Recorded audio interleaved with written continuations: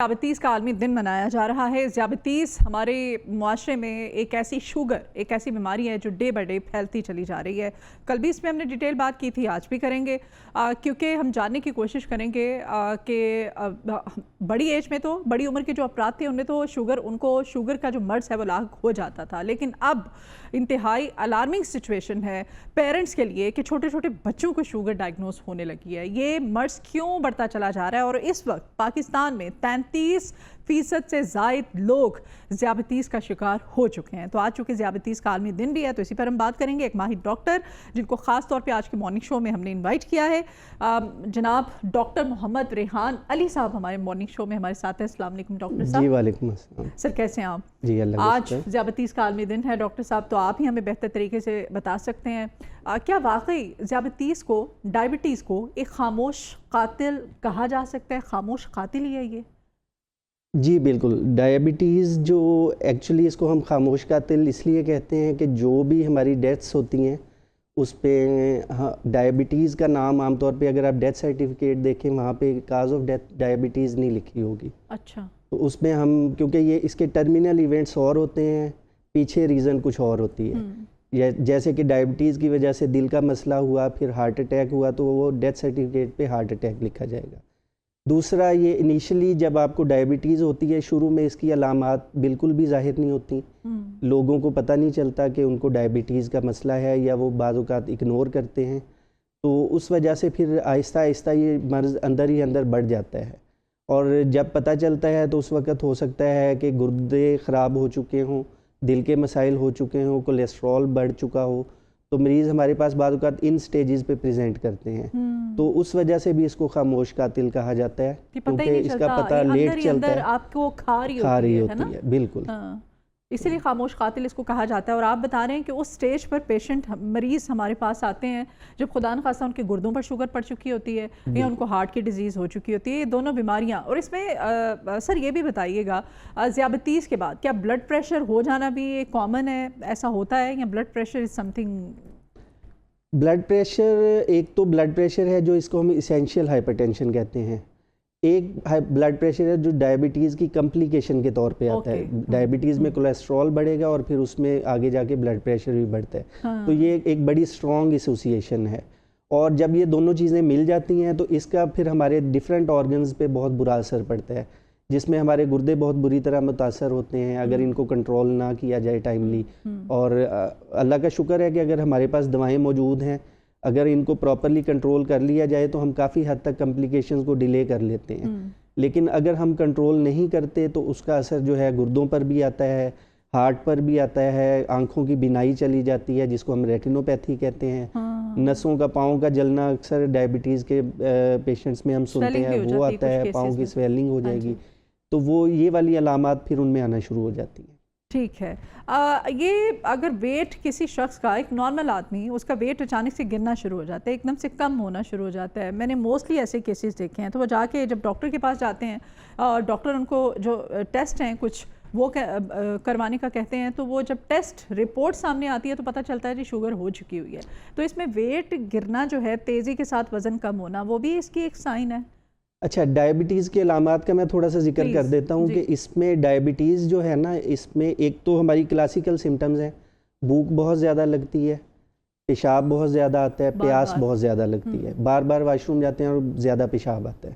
ठीक है, ये 3 इसकी क्लासिकल सिम्टम्स हैं। इसके अलावा वेट का बढ़ना या कम होना, दोनों सूरतों में डायबिटीज़ हो सकती है। अच्छा, अगर आप खा पी ठीक रहे हैं और आपका वेट कम होना शुरू हो गया है तो आप डॉक्टर के पास जाएं ताकि वो आपके टेस्ट करे कि इसकी क्या रीज़न है, या आपका वेट बढ़ना शुरू हो गया है, आप एक्सरसाइज कर रहे हैं, प्रॉपर नॉर्मल खाना खा रहे हैं लेकिन आपका वेट बढ़ रहा है, इन दोनों सूरतों में डायबिटीज़ हो सकती है। उसके अलावा थकावट रहना, थका रहना, बिला वजह थकावट रहना, उसको भी चाहिए कि डॉक्टर के पास जाए। ज़ख़म जल्दी मुंदमिल नहीं होते, ज़ख़म ठीक नहीं होते, हीलिंग नहीं होती, तो उन लोगों को चाहिए अपने टेस्ट करवाएं। फिर अमूमन हमारे पास जब ऐसे पेशेंट आते हैं और उनके टेस्ट किए जाते हैं तो अक्सर उनमें डायबिटीज़ फिर तशख़ीस हो जाती है। तो ठीक है। अच्छा, स्ट्रेस और नींद की कमी, नींद आजकल शायद ही कोई होगा, खुशकिस्मत ही होगा जिसकी पूरी होती है। वैसे आजकल नींद का बड़ा इशू है। तो अगर कोई ऑलरेडी ज़ियाबतीस का पेशेंट है, शुगर है उसको, अगर उसकी नींद पूरी नहीं वो करता है, उसको बहुत ज़्यादा डिप्रेशन है, एंजाइटी है, तो क्या शुगर जो है वो मज़ीद उसकी बढ़ेगी और ख़तरनाक हद तक बढ़ने के इम्कानात हैं उसमें? जी, स्ट्रेस जो है, स्ट्रेस भी हमारी पूरी बॉडी के मैकेनिज्म पे बुरा असर डालती है। कॉर्टिसोल लेवल्स हाई हो जाते हैं और अल्टीमेटली ये शुगर पे भी बुरा असर डालती है। अच्छा डॉक्टर साहब, लेकिन कहते हैं ना कि शुगर जो है वो स्ट्रेस की वजह से ही होती है, इज इट? बॉडी जब भी एक्चुअली जो शुगर है ना, इसके मल्टीपल फैक्टर्स हैं, कोई एक फैक्टर नहीं है। हाँ। इसमें जैसे जेनेटिक प्री डिस्पोजिशन भी होती है, हमारा लाइफस्टाइल भी है। अगर हम वॉक प्रॉपर नहीं कर रहे, हमारा वेट बढ़ रहा है, हम खाना प्रॉपर नहीं ले रहे, हम खाने में ऐसी चीज़ें ले रहे हैं जिनमें मीठे की मिकदार बहुत ज़्यादा है, इनको हम हाई ग्लाइसीमिक इंडेक्स फूड कहते हैं, अगर हम वो ले रहे हैं तो शुगर की मिकदार उसमें बहुत ज़्यादा बढ़ना शुरू हो जाती है। तो ये सारी चीज़ें लिंक करती हैं। जब बॉडी स्ट्रेस में जाती है तो शुगर ज़ाहिर हो जाती है जी। तो बॉडी में पहले से वो जो है प्री डिस्पोजिशन मौजूद होती है कि शुगर हो सकती है, लेकिन जो ही बॉडी स्ट्रेस में किसी वजह से गई आपको शुगर की अलामात ज़ाहिर होगी। और ऐसी सूरत में फिर अब वही बात है कि फ़ौरन डॉक्टर के पास जाएं और अपने टेस्ट करवाएं। ठीक है। और आजकल हमारे जो नौजवान है इनमें टाइप 2 जो ज़ियाबतीस है वो बहुत ज़्यादा बढ़ रही है, इसकी क्या वजह है? आपने बताया कि बच्चों में अब छोटे छोटे जो हैं उनमें, और ये खुदा न खास्ता ऐसा नहीं है कि अगर पेरेंट्स को है तो बच्चों को होगी। अभी डॉक्टर साहब बता रहे थे कि अचानक से भी बच्चों में ये डायग्नोज होती है। डॉक्टर साहब, ऐसे बच्चों के जो वालिदैन हमें सुन रहे हैं उनको क्या मैसेज देना चाहते हैं आप? जी, बिल्कुल, बहुत अच्छा सवाल है। मैं आपके चैनल के तवज्जुह से ये बताना चाहूँगा कि पहले हमारा बड़ा, जब हम पढ़ते थे तो बड़ा वो एक डिस्टिंक्शन थी कि टाइप 1 डायबिटीज़ है वो बच्चों में होगी, बच्चे थिन लीन होंगे, उनमें इंसुलिन पैदा नहीं होती और हम इंसुलिन दे देते हैं।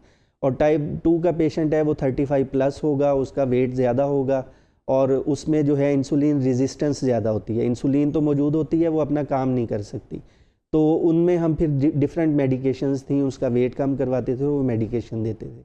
अभी आके क्योंकि हमारा लाइफस्टाइल ऐसा हो गया है, बच्चों का खाना पीना ऐसा है, दूसरा एक्सरसाइज की कमी है जिसकी वजह से हमारे बच्चों में भी ओबेसिटी आ रही है, बच्चों का वेट बढ़ रहा है। तो ऐसी सूरत में फिर ये है कि बच्चों में अचानक से शुगर डायग्नोज होती है और वो टाइप 2 डायग्नोज हो रही है। उनमें इंसुलिन तो मौजूद होती है लेकिन इंसुलिन अपना काम नहीं कर पाती, और वो फिर इंसुलिन से कंट्रोल करनी पड़ती है। उसमें फिर जो टाइप 2 डायबिटीज़ अगर बच्चे में आ रही है तो उसमें हमें वेट कंट्रोल करना है। उसका सबसे पहले में मोस्टली आपके पास केसेस आ रहे हैं, किस एज? अभी तो हमारे पास 13, 14, 20 इस एज में भी आ रहे हैं जो बच्चे हैं ओबीज हैं और उनमें डायबिटीज़ आ रही है, टाइप 2 आ रही है।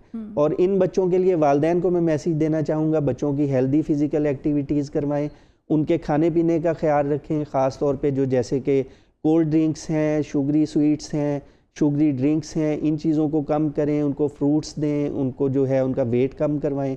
अगर कहीं ज़रूरत पड़ती है तो डाइटिशियन से मशवरा करें और बच्चे का वेट कंट्रोल रखना और उसकी एक्टिविटीज़ पे नज़र रखना ये बहुत ज़रूरी है। यानी कि स्क्रीन टाइम जो हमारी ज़िंदगियों में बढ़ गया आजकल बहुत ज़्यादा, हर बच्चे के पास मोबाइल फ़ोन है या टैब है, तो ये स्क्रीन टाइम जो है ये भी शुगर के होने का, इस मर्ज़ की तरफ लेके जाने की एक बड़ी रीज़न है।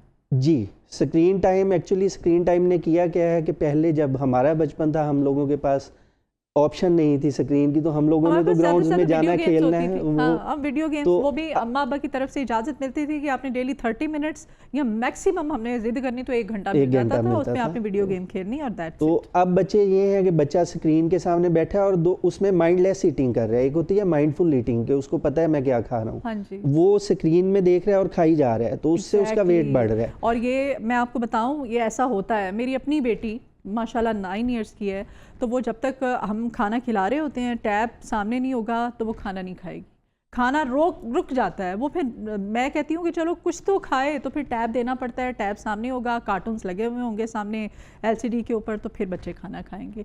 ये भी एक हम लोगों के लिए ये अलार्मिंग है सिचुएशन। हमें बच्चों को ग्राउंड्स में निकालना है, पार्क्स में निकालना है, प्ले एरियाज़ में उनको लेके जाना है ताकि वो ज़्यादा से ज़्यादा खेलें, हेल्दी एक्टिविटीज़ में पार्टिसिपेट करें। बिल्कुल, ये बच्चों की एक्टिविटीज़ जो है हेल्दी एक्टिविटीज़ की तरफ लेके जाना और हेल्दी डाइट की तरफ लेके जाना दोनों चीज़ें बहुत ज़रूरी हैं। अच्छा, आजकल एक मिथ ये भी पाई जा रही है, कहते हैं जी मैं शुगर कंट्रोल कर लूँगा लेकिन बगैर मेडिसिन के करूँगा, मैं ऐसा परहेज़ करूँगा, ऐसी डाइट लूँगा, मैं एक्सरसाइज करूँगा, वॉक करूँगा तो मेरी शुगर कंट्रोल हो जाएगी।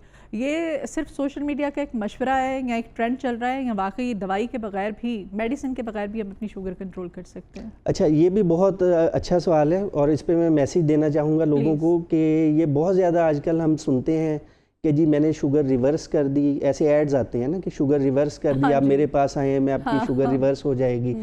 तो इसमें यह है कि हमारा जो साइंटिफिकली है, हम कहते हैं शुगर कंट्रोल होती है, ये कभी ख़त्म नहीं होती। और इसको कंट्रोल करने के लिए ज़रूरी है अगेन कि आप अपनी फ़िज़िकल एक्टिविटी बढ़ाएं, अपना वेट कम करें, वेट को कंट्रोल में रखें और अपनी डाइट का ख्याल रखें। डाइट में मीठी चीज़ें कट डाउन करें, बेकरी से जो चीज़ें मिलती हैं उनको ख़त्म करें। अब जो रिवर्सल जो है ना, जिसका जिक्र किया जाता है, अगर आपकी शुगर बहुत अर्ली डायग्नोज की है, जिसको हम कहते हैं प्री डायबिटीज़ की स्टेज पे, एक स्टेज है जिसमें हम डायबिटीज़ है और एक स्टेज है जिसमें प्री डायबिटीज़, अभी डायबिटीज़ हुई नहीं है, शुगर हुई नहीं है, हाँ। और पेशेंट को डायबिटीज़ होने के चांसेस बहुत ज़्यादा हैं। अगर उस स्टेज पे हम अपनी लाइफस्टाइल को बेहतर कर लेते हैं। सर, कोई ऐसा टेस्ट है, सॉरी मैं आपको इंटरप्ट कर रही हूँ, कोई ऐसा टेस्ट है कि हमें पता चल जाए कि अगर हम इस तरफ जा रहे हैं तो बचा सके खुद को, शुगर नहीं है अगर कोई पेशेंट, आप बताना चाहें? जी बिल्कुल, मैं ये बताना चाहूँगा कि जिन लोगों की फैमिलीज़ में कोई शुगर का पेशेंट है या जिन लोगों का वेस्ट सर्कमफेरेंस 36 से ज़्यादा है, फीमेल में 34 से ज़्यादा है, या वेट ज़्यादा है जिन पेशेंट्स का, या घर में नॉर्मल है लेकिन वेट ज़्यादा है, उन लोगों को चाहिए कि अपने टेस्ट करवा लिया करें और अपने डॉक्टर से मशवरा कर लिया करें जी। क्योंकि बाज़ औक़ात सिर्फ यही रिस्क फैक्टर, एक तो हम एशियंस में शुगर होने के चांसेस ज़्यादा हैं, दूसरा अगर हमारा मोटापा है तो फिर शुगर होने के चांसेस ज़्यादा हैं, 40+ हो गए हैं तो शुगर होने के चांसेस ज़्यादा हैं। तो ऐसे लोगों को अपना टेस्ट करना चाहिए और उसमें हमारे पास बहुत अच्छे टेस्ट अवेलेबल हैं। हम शुगर का, एक तो अगर आप खाली पेट मॉर्निंग में शुगर चेक कराएं, वो 100 से कम होनी चाहिए। अच्छा। अगर आप वो चेक करते हैं, आपके 8 घंटे की फास्टिंग है और सुबह शुगर चेक की है और वो 100 से ज़्यादा आ रही है, तो डॉक्टर से मशवरा करें। दूसरा हमारे पास एक टेस्ट होता है HbA1c, वो हमें बता देता है अगर वो 5.7 से ज़्यादा है तो शुगर है, और अगर 5.6 से कम है लेकिन 5.3 से ज़्यादा है तो वो प्री डायबिटीज़ की रेंज में आता है। तो उस ऐसे पेशेंट्स में उनको फिर अपने डॉक्टर से मशवरा करना चाहिए, उसके मशवरे से HbA1c कराएं, और अगर डायबिटीज़ की रेंज में आ रहे हैं तो प्री डायबिटीज़ की रेंज में आ रहे हैं तो अपने लाइफस्टाइल को मॉडिफाई करें। सही। और ये जो एक लफ्ज़ आजकल जी डायबिटीज़ रिवर्सल का नाम है, मतलब शुगर रिवर्स कर ली है मैंने, क्या वाकई रिवर्स हो जाती है या इसको सिर्फ कंट्रोल ही किया जा सकता है, वो भी मेडिकेशन के ज़रिए ही? आप कह रहे हैं कि इसका कोई फॉर्मूला नहीं है कि आप खुद से अपनी शुगर को कंट्रोल कर लें, ऐसा नहीं है? जी बिल्कुल, इसके लिए ज़रूरी है कि आप अपने डॉक्टर से मशवरा करें और उसके मशवरे से मेडिसिन लें। मेडिसिन हम अप डाउन कर सकते हैं उसके पेशेंट के जो कमिटमेंट के हिसाब से। अगर वो अपनी लाइफस्टाइल को बहुत बेहतर कर लेता है तो उसकी कमिटमेंट अच्छी है तो वो हम मेडिसिन को कंट्रोल करते हैं, उसके साथ कंट्रोल होती है। और अगर प्री डायबिटीज़ की स्टेज पे आया है और उसने अपना लाइफस्टाइल बहुत बेहतर की है तो उसमें किसी हद तक वो नॉर्मल में रूटीन में जा सकता है, लेकिन फॉर लाइफ टाइम उसने अपना लाइफस्टाइल और अपनी जो है शुगरी जो ईटिंग हैबिट्स हैं उनको कंट्रोल रखना है। जो ही वो उन पे कंट्रोल को छोड़ेंगे, आमतौर पे लोगों में ये भी मिथ होती है कि मेरी शुगर ठीक हो गई है, अब मैं जो मर्ज़ी खा सकता हूँ, तो वो जो ही फिर उस पर अपनी पुरानी आदतों पे जाते हैं, दोबारा खाना बढ़ाते हैं, तो शुगर बढ़ जाती है उनमें। ठीक है। इंसुलिन के बारे में सबसे बड़ी गलतफहमी ये है कि मरीज़ों को नुकसान पहुंचाती है, क्या वाकई इंसुलिन, ज़ाहिर है इसके अलावा तो यहाँ तो एक तो वो टैबलेट होती है जो आपको शुगर की, वो दवाई वो लेना पड़ती है, इंसुलिन इंजेक्ट करना पड़ती है बॉडी में। इंसुलिन वाकई हार्मफुल है? नहीं, इंसुलिन एक्चुअली बहुत अच्छी मेडिसिन है। ये इसको अपने कभी भी खुद इस्तेमाल ना करें, डॉक्टर के मशवरे से इस्तेमाल करें जी। और क्योंकि ये वही नेचुरल हार्मोन है जो बॉडी में हमारा लबलबा इंसुलिन पैदा करता है। इसी को एक तो ह्यूमन एनालॉग हैं और एक इसके जो हैं सिंथेटिक एनालॉग भी हैं, और ये बिल्कुल वही कंपोजिशन होती है तो बिल्कुल उसी तरह एक्ट करती है जैसे नेचुरल हार्मोन एक्ट करता है। लेकिन इसके साथ हमें इन चीज़ों का ख्याल रखना होता है कि जैसे अगर मोटापा है तो हम इंसुलिन दे रहे हैं लेकिन वो एक्ट नहीं कर रही, तो हमने अपना मोटापा कम करेंगे ताकि इंसुलिन रेजिस्टेंस कम हो और वो अपना काम कर सके। तो अदरवाइज़ इंसुलिन बहुत अच्छी मेडिसिन है, और ये क्योंकि बिल्कुल उसी हार्मोन की तरह जो बॉडी प्रोड्यूस कर रही है तो ये सेफ़ है और ये पेशेंट्स में दी जा सकती है। ठीक है, हमने बताई कि हम ऐसी कौन सी रोज़मर्रा मामूलात हैं, रूटीन को बेहतर बना के किस तरह से शुगर के मरीज़ जो है इसको कंट्रोल कर सकते हैं। मैं चाहती हूँ हमारे देखने वाले नाज़रीन हैं उनके लिए कोई ऐसी डाइट बताएं आप, कोई ऐसी खुराक जो वो इस्तेमाल उनको करनी चाहिए, किन चीज़ों से परहेज़ करना चाहिए प्लीज़। अच्छा जी, पेशेंट्स के लिए जो है वो या नॉर्मल लोग भी जिनको मोटापा है या जिनका जैसे मैंने बताया आपका वेस्ट सर्कमफेरेंस ज़्यादा है जी, या आपका वेट ज़्यादा है, उनके लिए ज़रूरी है, सबसे आसान तरीका है कि पोर्शन कंट्रोल करें। पोर्शन कंट्रोल का तरीका है कि एवरेज साइज़ की प्लेट है, अगर आपका एक वक्त का खाना शुगर के मरीजों को बेचारों को भूख भी बहुत लगती है, ये मैंने जो मेरी जी, अपनी जी। ऑब्जर्वेशन है ना, जी, इनको जी। भूख और बार बार इनको भूख लगती है। वो एक्चुअली उसमें होता ये है कि जब आपकी शुगर अनकंट्रोल्ड होगी तब आपकी भूख ज़्यादा होगी, हाँ, क्योंकि वो शुगर कंट्रोल नहीं है। जो ही कंट्रोल करेंगे तो वो फिर उसमें बेहतरी आना शुरू हो जाती है। दूसरा, हम इनको कहते हैं कि दिन में 5 दफ़ा खाना खाएं। तो मैं थोड़ा सा उसको एक्सप्लेन कर दूं। जो पोर्शन कंट्रोल है उसमें आपकी जो एवरेज साइज़ प्लेट लेनी है उसमें 50% इन्होंने सब्जियां या फ्रूट लेना है, और उसका 1/4 जो होगा 25% उसमें कोई ये जो है लीन मीट ले सकते हैं, गोश्त का एक टुकड़ा या फ़िश का एक टुकड़ा, या कोई और प्रोटीन, अंडा भी ले सकते हैं, प्रोटीन की कोई फॉर्म ले सकते हैं। और जो 1/4 है 25% है, सिर्फ उतना ही कार्बोहाइड्रेट लेना है। आमतौर पे हमारी अगर हम डाइट देखें, हमारी डाइट में कार्बोहाइड्रेट्स की मिकदार इसके ऑपोजिट होती है। हम 50% या इससे ज़्यादा कार्बोहाइड्रेट खा रहे होते हैं। तो उसको कम करना है, रोटी को कम करना है, चावल को कम करना है, सब्जियां और फ्रूट बढ़ाने हैं। तो इससे हम शुगर कंट्रोल करने की तरफ जाते हैं। ये पोर्शन कंट्रोल है। और दूसरा, अगर भूख ज़्यादा लग रही है तो सबसे पहले अपना शुगर को चेक कराएं, डॉक्टर से मशवरा करें। अगेन फिर हम इन पेशेंट्स को कहते हैं इन्होंने दिन में 3 दफ़ा खाना नहीं खाना, 5 दफ़ा खाना खाना है। ठीक है, बीच में ये स्नैक्स लेंगे, लेकिन पोर्शंस में पोर्शंस में खाएंगे, जी। पोर्शन कंट्रोल करेंगे और स्नैक्स लेंगे। स्नैक्स में ये है कि कुछ नट्स ले लिए, थोड़ी मिकदार में ले लिए, सलाद ले लिया, फ्रूट ले लिया कुछ, और वो बिल्कुल अपने डॉक्टर के मशवरे से लें या डाइटिशियन के मशवरे से लें, लेकिन अपनी डाइटरी हैबिट्स को हेल्दी हैबिट्स की तरफ लेके जाएं। अच्छा, ख़वातीन में शुगर की रेशो ज़्यादा पाई जाती है मर्द हजरात में हमारे इधर पाकिस्तान में? क्यों स्मोकिंग जो है, जो चेन स्मोकर होते हैं उनमें भी शुगर के बढ़ने के इम्कानात होते हैं, रेशो ज़्यादा होती है?